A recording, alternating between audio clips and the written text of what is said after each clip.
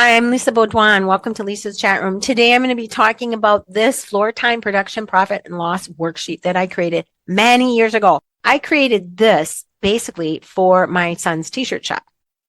Before I begin, again, I'm not an expert in anything, so anything I share with you, it's based on my own experience and my own opinion.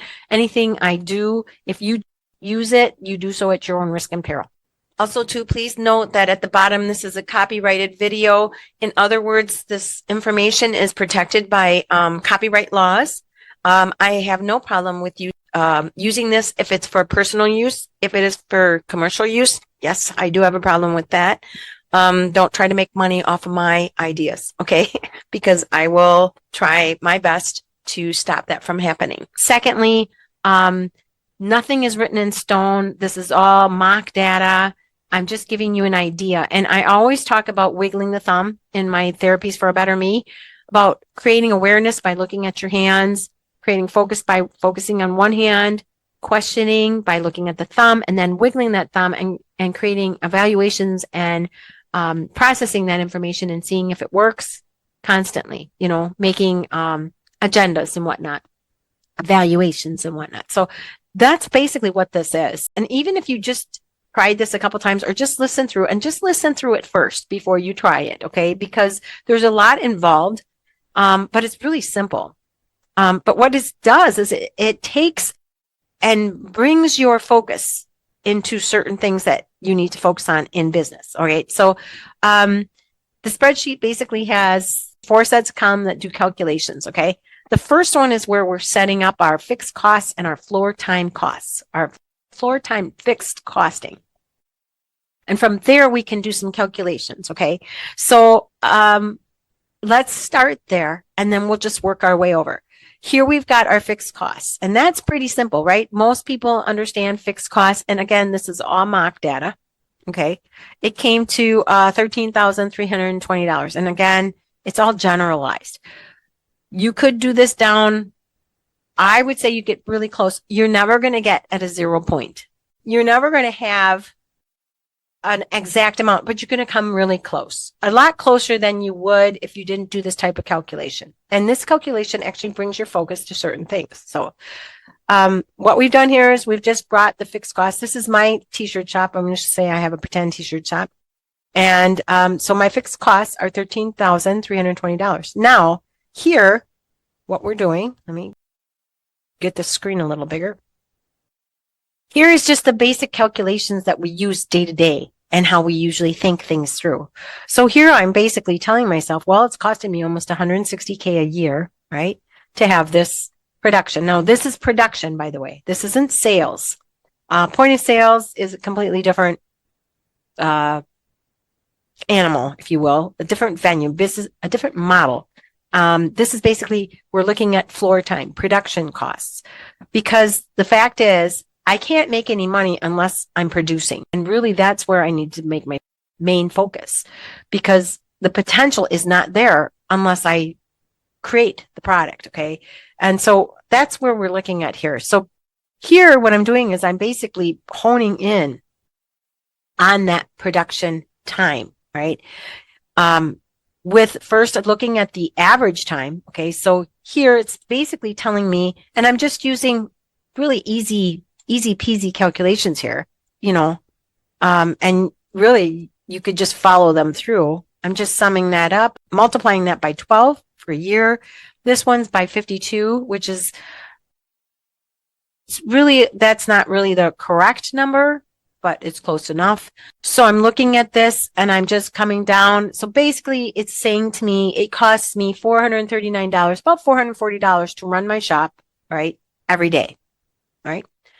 Here, it's about $19 an hour, $18, $19. I always round up when you're thinking about this because you have to reach that number. You have to reach $18.30. And it's costing me about 30 cents a minute.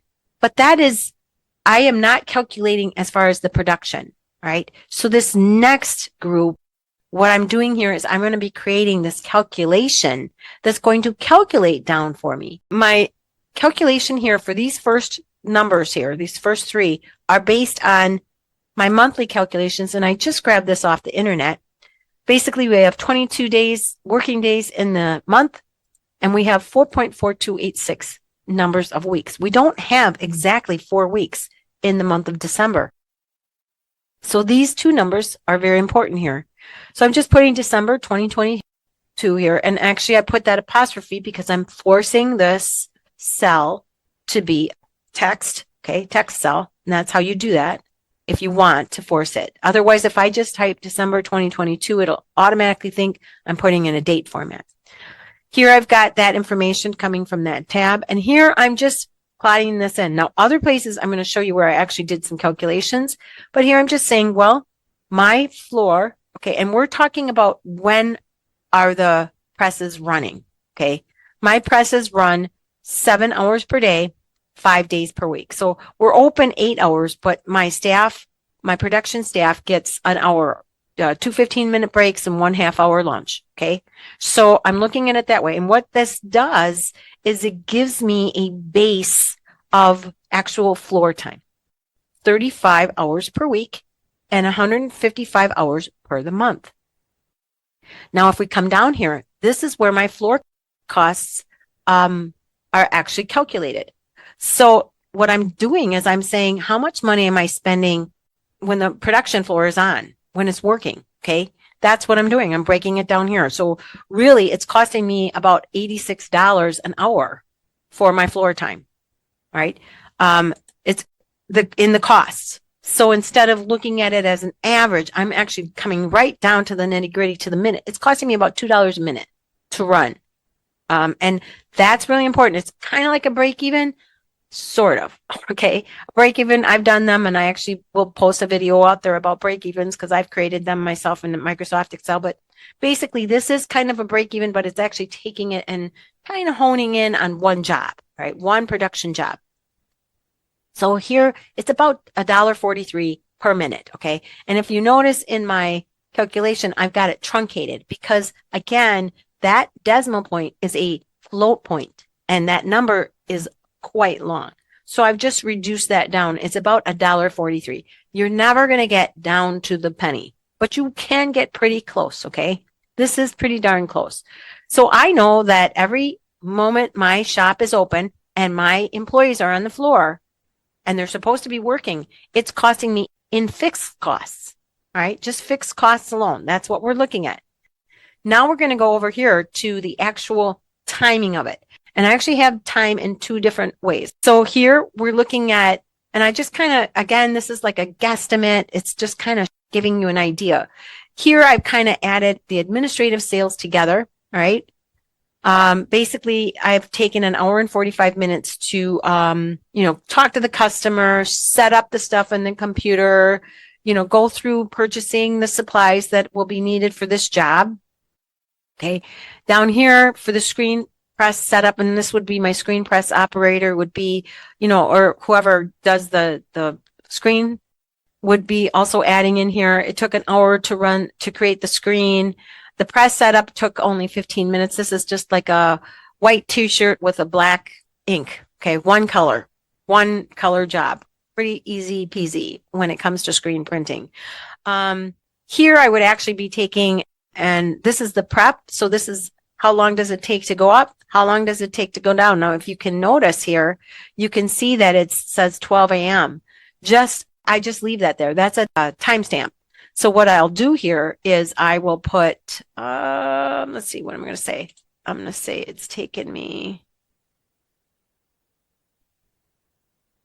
1 hour. Okay. And that's including cleanup. So, but maybe I'll just, instead of 1 hour, I'm going to put, it's taken me 30 minutes. It's taken me 30 minutes to take down the screens, but also to clean the press itself. Because I make sure that my production people are cleaning as we go along. I don't like the idea of waiting, especially I have created a preventative maintenance database for a company, for a pretty big company. And I can tell you that most preventative maintenance is done every day after a job. Everything is cleaned up and taken note of, because again, we're looking at every time that press stops during my production hours, I'm losing money, period. That's the way it is. The potential of profit is gone. So I'm going to make sure that my press operator takes that screen off, cleans up the machine. And maybe I'll do that in bulk, but right now that's what I'm saying. Maybe I average it for the day, who knows? But right here, I'm just giving it an example. I would probably have this actually, if I had a press operator or somebody doing this, I wouldn't have them putting in the time amount. And here, this is where we're going. Maybe they started the job at 9 and they worked till 11:30. Maybe the press setup was 8:15, and then the takedown and the clean was till 12 o'clock. So that way I would get this information, right? So that's really the way it probably would go for me if I really use this, right? But here, what I'm trying to say, I'm just kind of showing examples.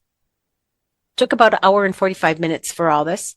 And then the actual production, it took about 2 hours and 30 minutes, okay? I set this up. I was just playing around. You could have here how many days. Maybe it took 2 days and they ran the press. You know, if they have a big job, maybe it's 2,000 t-shirts or 10,000 t-shirts. It's going to take more than a day. So maybe you wanted to kind of average that out. I was just playing around, and technically I would never use this. Okay. This is just an example. I'd create a database for this. All right. That would have everything split out and calculated so that it would just tally up at the end. But this would actually kind of be the tally. This would be the summary, the pivot report, if you will. So here I've got miscellaneous. That would be like downtime. You know, how long was the machine down? Did it break down or something happen? All right, on that job. For this example, I am doing it with this. I am saying this whole job, shoot, the machine went down. And what will happen then is that the money that was compiling, the expenses that were being created, and the profits, by the way, the sales also, was within this time slot, within this production piece, okay? Within this production block, right? Total production was 2 hours and 30 minutes, right? And I'm going to show you where the quantity and everything in the next columns, right? Here I have the total summations of these 3 things above, right? That's all that is, right? Totals up to 6 hours. Okay, so this is the base number I'm going to be looking at. It took 6 hours for this job. And so that cost me, based on this information, it cost me $515.61 in the fixed costs. That's what it cost me. See the difference? You're looking at it differently. Ah, yes, you say. So that's what that's telling me. Here, I did do a calculation, and I'm going to show it to you. Here I've got the production employee calculation worksheet. And it's kind of a big worksheet. I'm going to pan over to the beginning here. I've got number of employees, and the only reason I did this was because what if I have 3 employees working 5 days a week and 1 employee working 1 day a week? How am I going to average that out? So this does that. So here I've got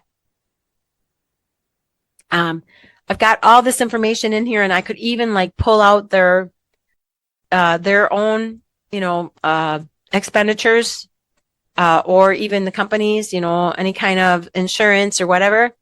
But most importantly, right over here, what I'm doing is down at this bottom, I have the number of total amount per hour. It's $57 per hour on average for me to have these employees, right? So over here on my total jobs, that's where you see this $57. And you can see that when I click on it and you look up here in the function box, you can see that I'm hyperlinking to that calculation over there on that table. So that means that it's cost me $342 for employees for 6 hours. Yes. All right. Now, moving along, this is pretty self-explanatory here. We've got our sale items. I could put them in individually by size or amount, or I could put them in by bulk, which gives me a total right here, but I've also got a discount for the customer that I've given them. So I've got a total right here, $64.10.25, right? Here, the cost of goods. Now, this is really not right. I'm sure it's going to cost me at least $900 for the cost of goods, right? For the t-shirts, whatever. And you could actually do this by percentage point too. Totally up to you. How do you do it? It's, again, bringing that awareness. And you're looking at how can I increase sales and productivity while decreasing expenses and cost of goods. And each one of those has different venues, different streams. And this would be one of the streams. How can I decrease cost of goods? You know, that type of thing.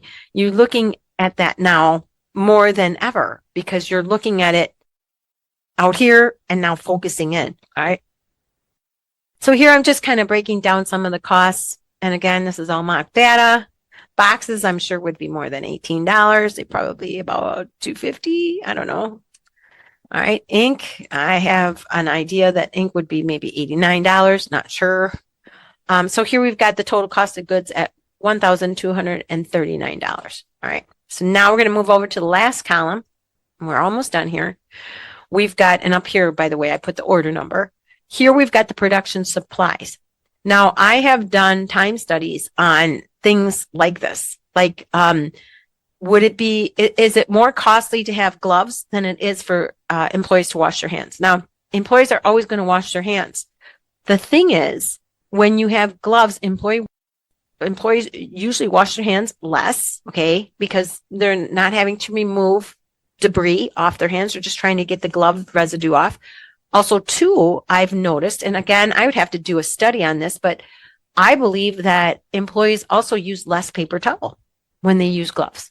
So you've got to take into account the hand soap, the water, the paper towel, but just as important, you have to take into account the employee time. Because what's happened is that employee is going to wash their hands, not on their break, but on your time. Okay. So you have to try to minimize that. And what it's about money and time. And I have come to find that it is actually much cheaper to have gloves on hand, decent ones, not too expensive, not too cheap. I've done time studies on this. Okay. So we're coming down to that. And this doesn't talk about that, but this is where you start to hone in on certain things like that. Oh, it cost me $25 for gloves. Doing the time study is another video. I could show it to you if you want. Just put a comment below in the comment section and I will. Screens, how much did it cost for the emulsion? So anything that's not cost of goods related, okay? Came down to $104, which we all know that's a lie. Shipping boxes, I'm sure it cost about $50. I'm sure it's got to cost at least that. Oil, I have no clue. I just kind of like mocking these numbers in. All right. Screens, I would think of screens. I don't know. And, you have to average your screen out, your screen price, the livability of your screen. That's a whole new venue. This is just giving an idea. All right. Kind of just brainstorming. But total is 242, right? In our pretend production run here of 500 t-shirts. So now we're coming down to the total production calculation. This is the profit and loss. This is where you're going to see the numbers. And none of these numbers, including this one, that is not within this calculation. It's just something extra I put in here for me. But here we've got the total item sales, which comes from right there, right? And then this is just extended amount and tax and whatnot. Again, it doesn't apply to this calculation here.